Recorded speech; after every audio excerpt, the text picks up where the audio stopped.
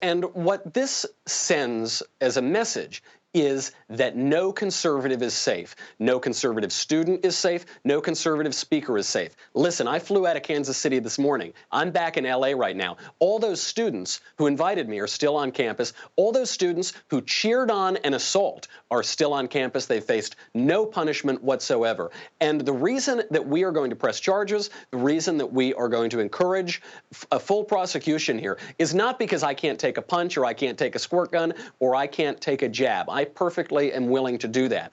But what about every other speaker? What if it were you? What if it were other of our friends in the conservative movement? And what about those students who have no defense whatsoever? Fortunately, the police were extraordinarily professional, extraordinarily effective. But the university is abandoning those conservative students. They have no defense, and so we need to stick up for them, and we need to make sure that there are consequences to political leftist violence. Right. And we need to ask all leftists, too, why they aren't condemning this type of attack, if political violence is okay with them, as long as that violence is aimed at conservatives. So you said it wasn't bleach. It's my understanding that by using a different chemical substance, one that has a bad odor or resembles bleach but isn't actually bleach, that attacker could avoid a felony. Is that correct?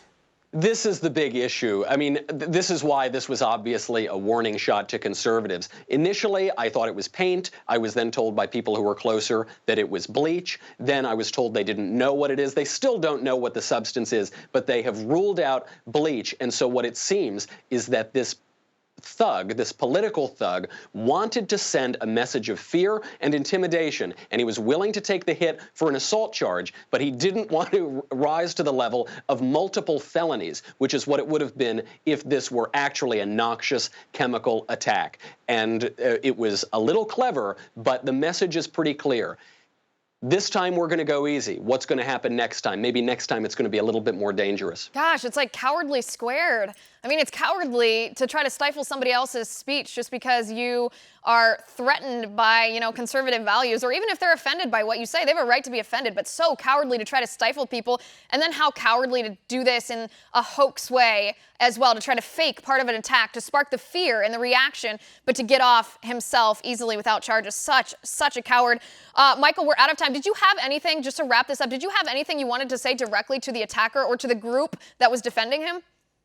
I have nothing to say to those people. I tried to give a lecture last night that they were invited to come to it, and they chose to shout me down and try to physically attack me during that speech. So I have nothing left to say to them. What I do have to say to conservative students on campuses all around the country is that we will not be intimidated. It was suggested that I cancel the rest of my tour. The tour just got 10 schools longer. We're going to be going around to many, many more college campuses. We are not going to shut up. We're not going to let them intimidate us, and we are not going to let them take over the universities and take over our culture and take over our politics because they're the bigger bullies. Ain't going to happen. We're going to fight back.